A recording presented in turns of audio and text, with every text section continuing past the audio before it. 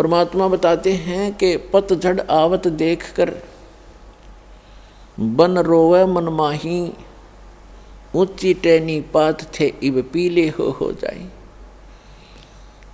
कहते हैं पात झड़नता ये कहे, सुन भई तरवर राय, अब के बिछुड़े नहीं मिले, ना जाने कहाँ गिराएंगे जाए। तरवर कहता पात से, सुनो पात एक बात, यहाँ की यह रीति है, एक आवत एक जात। अब परमात्मा हमें उदाहरण देना चाहते हैं कि जिस संसार में आप रह रहे हो ये एक वन है, और इसकी यहाँ की रीति क्या है कि एक आता है एक जाता है। जैसे वसंत ऋतु आती है, पतझड़ कहते हैं, जब पत्ते झड़ जाते हैं सब वृक्षों के, और फिर तुरंत कोपल फूट आती है, और कुछ देखते ही देखते कुछ दिनों में वो पत्ते बनकर लहरा रहे होते हैं, फड़फड़ा रहे होते हैं। एक वर्ष वो फड़फड़ा लेते हैं, फिर पीले होकर गिर जाते हैं, तुरंत नई कोपल फूट आती है, और वो भी ऐसे ही गिर जाते हैं। तो यहाँ परमात्मा हम उदाहरण देना चाहते हैं कि संसार रूपी वन है, और एक परिवार रूपी वृक्ष है, और इसके सदस्य रूपी पत्ते ये झड़ पीले हो यानी बूढ़े हो करके या रोगी होकर मरते जा रहे हैं, दुर्घटना से समाप्त हो रहे हैं। कहते हैं पतझड़ आवत देख कर बन रोवे मन माही, ऊंची टहनी पात थे वह पीले हो जाही।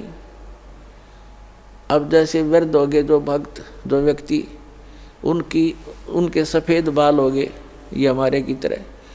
अब इनको ये सूचना वो मिल गई है कि तुम्हारी टिकट कभी भी कट सकती है, चालन की तैयारी करो। लेकिन हम बगैर ज्ञान के, भगवान के अध्यात्म मार्ग से परिचित न होने के कारण हम और ही अटकलों में लगे रहते हैं, अभी नहीं मरेंगे, अभी नहीं मरेंगे। जो आज मृत्यु को प्राप्त हुए या कल हुए, वो भी ये सोच कर जी रहे थे अभी नहीं मरेंगे। इस भूल को सत्संग में मिटाया जाता है, दृढ़ निश्चय कराया जाता है। अब क्या बताते हैं परमात्मा कि पतझड़ के अंदर पीले पत्ते, पहले वाले पत्ते पीले होकर टूट टूट कर गिर जाते हैं।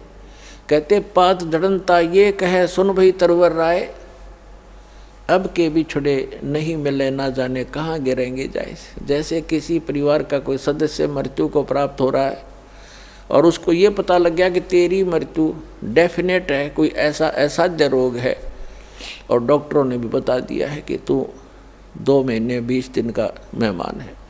तो उस समय उस व्यक्ति की स्थिति देखो।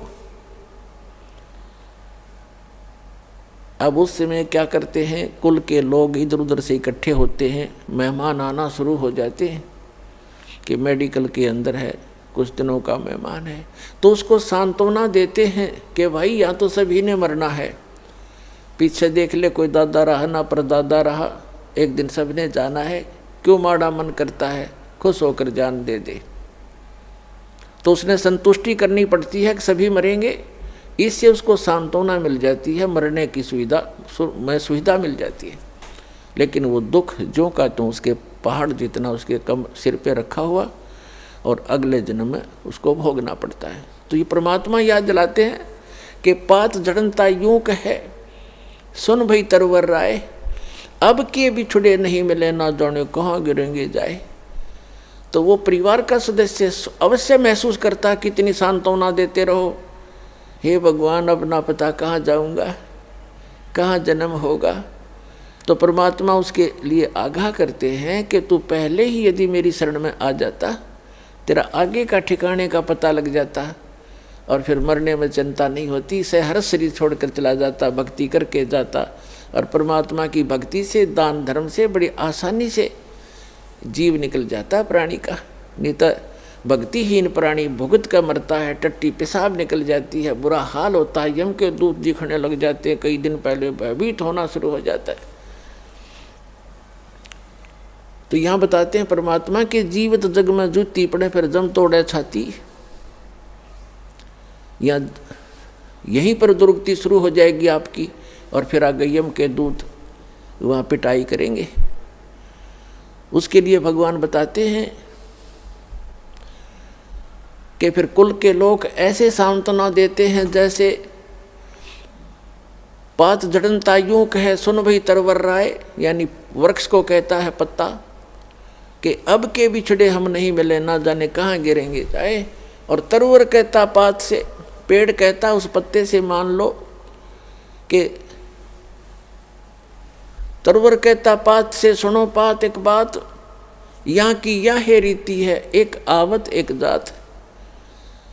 दादाजी की टिकट कटन होगी, पोता पैदा हो गया, 20-30 साल 50 वर्ष में पोते की टिकट कट जाएगी, उसका पोता आ जाएगा।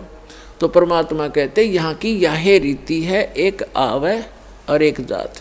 तो परमात्मा आपको याद दिलाते हैं, कबीर ये तन जावेगा सके तो ठाहर ला, एक सेवा कर सतगुर की भाई गोविंद के गुण गा। अब जैसे पुराने समय में हमने देखे पुराने कच्चे मकान हुआ करते थे और उसमें कड़ी और सैतीर होते थे, वुडन बीम, वुडन बैटन, और उनमें से कोई सतीर में क्रैक आ जाता था तो पूरी की पूरी छत गिरने के चांसेस हो जाते थे।